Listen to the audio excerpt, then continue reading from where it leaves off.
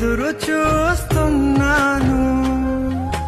నీవే ఏదైనా చేయాలంటూ నీ కార్యాలకై ఎదురు చూస్తున్నాను.